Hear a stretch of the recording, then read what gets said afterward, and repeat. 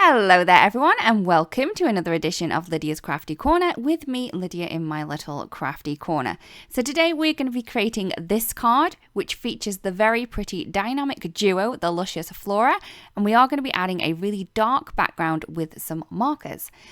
So this is the dynamic duo in question. We are going to be using the stamp and also the stencil. We will be using the stencil first. And in the packaging, we do have the kind of layering guide for this as well. So you're going to use the stencil first and then the stamp. So I am going to be using a piece of cardstock. This is 4 1/4 by 5 1/2, and this is Classic Crest Solar White. I am using the sticky mat that I have on my little stamp wheel to keep the cardstock in place and then the stencil over the top. I'm going to place the first stencil into position and I'm just going to stick that down onto the sticky mat below. So first up, I am going to use some yellow and I'm going to add this on the edges of all of the flowers that we have here, right on the tips. And this is the Sunray ink from Altenew. I'm just using a detail blending tool just to add on the very tips. You could use a small blending tool if you wanted to. I wouldn't recommend a large one to do this because you do want to kind of concentrate the blending that you are doing here. So I'm just going to keep going, just kind of inking up my tool and then adding the blending onto the images. I would recommend that you do start the blending on the stencil and then kind of drag that ink onto the cardstock underneath to give you that beautiful effect there. Once I have finished with the yellow, I'm going to move on to a really pretty pink colour. So this is the Pink Pearl from Altenew. And this time I'm going to add the colour from the base and kind of blend upwards into that yellow that we already have down. I'm using a small blending tool for this. You could use a smaller one if you have one, or even a larger one, but try to be careful not to go too much over that yellow colour. We kind of want this pink to fade beautifully into that yellow that we have on the tip. Now I am trying to add more of this ink right at that base to give us that gradient effect as well as the kind of blending into the yellow too. So I'm just going to keep going until I have all of the little images covered on this part of the stencil. Once I had done that, I then decided that I wanted more of a kind of darker base. So to do this, I'm just going to be using some of the Coral Bliss ink as well. I'm going to use a detail blending tool just to add a touch of that ink right on the base of all of these images. So that is the full flowers and also the little buds that we have here.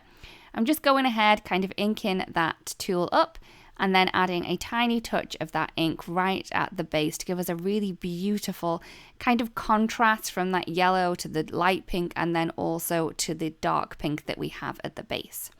So once we have all of that done, I'm then going to remove that stencil and I'm going to bring in stencil number 2.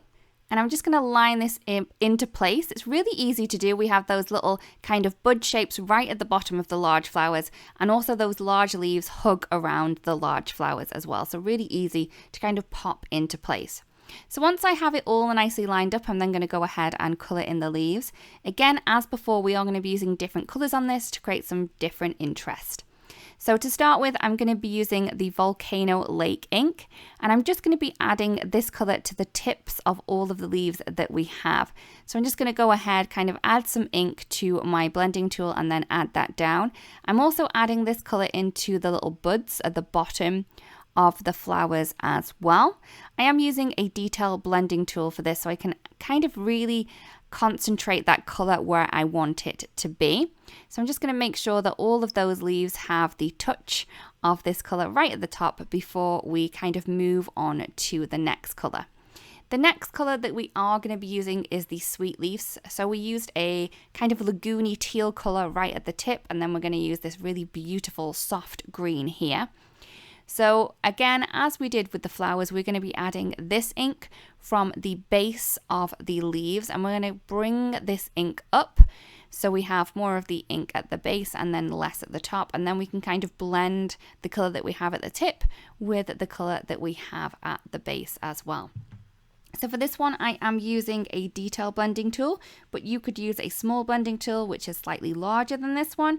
It will take less time to do it that way as well, but you will be able to get more of a blending effect as well. So it's completely up to you, whichever blending tool you find works best for you.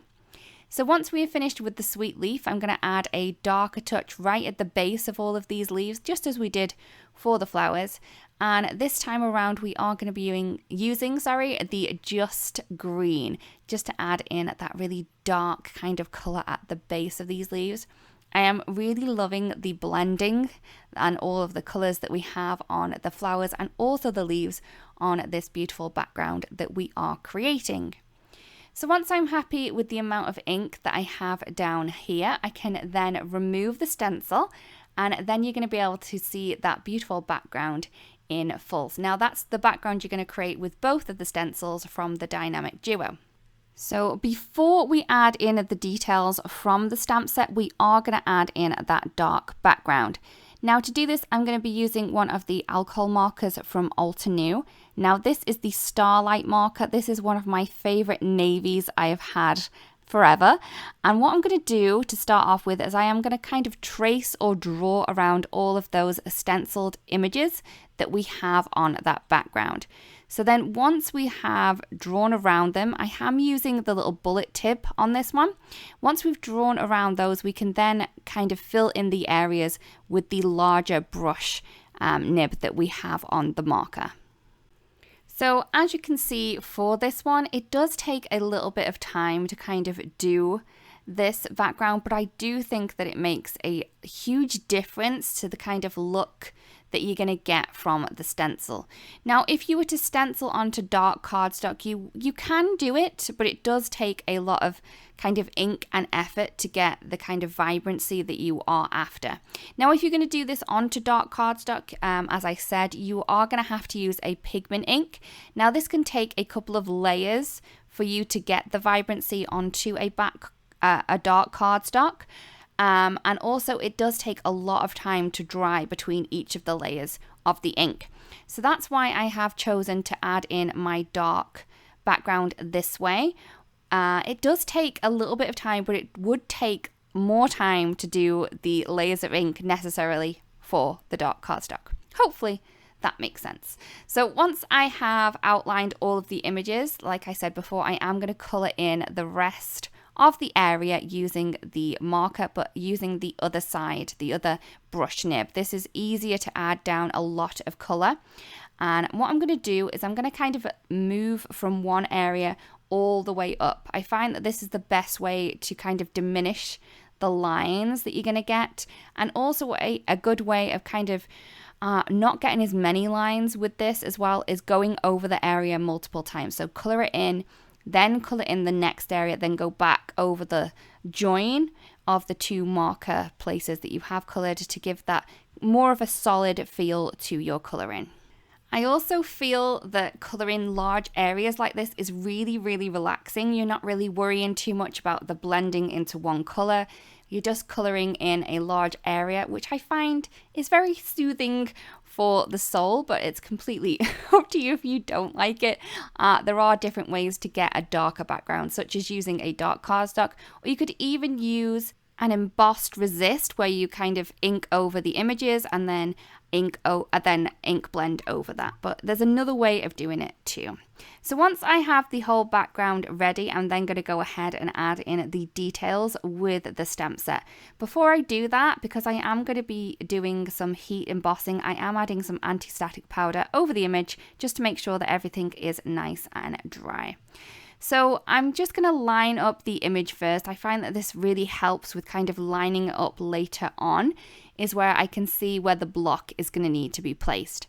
So as I said, I am going to be heat embossing this, so I am going to need to use some kind of embossing ink, or even pigment ink would work for this as well. So I'm going to use the embossing ink from Altenew. I'm going to ink up the image and then stamp that directly back into place over the image. Now, once that has been beautifully stamped, I can then go ahead and add over the embossing powder. I am using the pure white embossing powder from Altenew. Now, this is an opaque embossing powder, so it will go over that dark image and also the background as well. Now, what I'm going to do is I'm going to use my heat tool to kind of melt that powder, And then that's going to keep that powder in place forever. It's kind of essentially stuck to that cardstock. So I'm going to do that same technique for all of the images that we have on this cardstock or the background. So I'm going to be inking them up with the embossing ink and then adding over the embossing powder. If you do have some like little stray pieces of embossing powder, I would recommend to use a dry paintbrush to kind of knock those off before you do heat set the image. So I'm going to just keep going with this until we have all of the images covered. If you are tending to get a lot of the kind of stray pieces of embossing powder, I would recommend just adding some more of that anti-static powder again. I use baby powder, but there are a lot of other things that you can use, such as cornstarch and the stuff that's actually made for embossing as well. So there's different ways that you can go about it. I do find that the baby powder works really well for me. It's kind of pocket friendly as well. And also I can use it on my hands so I don't make any marks on my cardstock with my fingertips. So it works that way as well. As you can see, I'm just going ahead, just inking up and doing each step by step. But if you wanted to, especially with these ones around the outside edge, you could do a couple of stamps and then add the embossing powder. You don't necessarily have to do it one by one. It depends how kind of juicy your embossing ink is and whether or not it's going to kind of keep hold of that powder before you move on to the heating part. So I just have the couple more images around the outside. I do love that all of these images aren't kind of full on this background. It makes it look that this background could be a lot bigger and that you've just cut it out of a piece of pattern paper or even a piece of wrapping paper. It is very, very pretty. You could change up the look of this as well if you use some gold embossing powder instead of the white that we have used here. It would give it more of an opulent look rather than the fresh look that I'm going for on this background. So once that has been set, here is the background complete, and I just love how that looks. Now all you're going to need to do is take off that anti-static powder that has stuck to the back, and that will give that background a much bolder look that we have. So I did want this background to go on my card base in an angle. So what I'm going to do is I'm just going to add that into place where I want it to go. And I'm just going to add a guideline right at the back. Now that means when I do cut this is going to fit perfectly. And I can also use that other part on another card if I want to. I'm just going to use this large piece on this one here. I am using some large scissors just to cut along those guidelines. I find that large scissors are really good for creating kind of longer cuts like this. It means that you don't have to use the scissors as much and you are going to get a straighter edge as well. So once I was at this point, I decided to have a little play around, but I was happy with the placement of this in the end. To add my sentiment, I could have stamped it directly onto the card base underneath, but I did want to add this onto a piece of vellum. So again, I'm just going to add a little bit of anti-static powder on both sides of this vellum before I am choosing one of the sentiments from the stamp set. I am going to be using the pure white embossing powder again, so I am going to stamp the sentiment onto the vellum using some of the embossing ink from Altenew, and then I can tip over some of the pure white embossing powder. When I'm heating onto vellum, I always tend to heat from the behind, as I find that this gives me a better look with the embossing. So that's what I'm going to do there. Once that has been heat set, I can then pop that into place. So what you're going to want to do is kind of place the sentiment into position, and then you're going to want to flip this whole piece, and then you're going to adhere that sentiment strip into place from behind. Now with vellum, you are going to be able to see through it, so that's why we always add the adhesive where it's not going to be able to be seen. So that's why I've added it behind that little piece there. So for this whole panel that we have, I am going to pop this up, and I'm going to be using some of the Instant Dimension foam tape from Altenew. So I'm just popping that all the way on the back of the panel, and then I can flip that over and then add that into place. I then wanted to add a little bit of kind of interest. So I'm going to take some of the Warm and Cozy enamel dots, and I'm going to take the lightest shade and I'm just going to add some of them enamel dots around the background just to add a little bit of kind of texture to the piece that we have here. And here is the card complete. I really do hope that you like the card and that you've enjoyed the video as well. If you do create a card that was inspired by this, it'd be great if you do share because we'd love to see. Thank you so much for watching, everyone, and we'll see you again really, really soon. Bye-bye.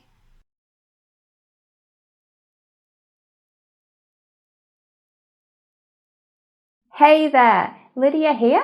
I really do hope that you've just enjoyed the video. If so, please subscribe to the Alter New YouTube channel. Also, turn on the notification bell so you can get your daily dose of crafty techniques and tutorials just like this.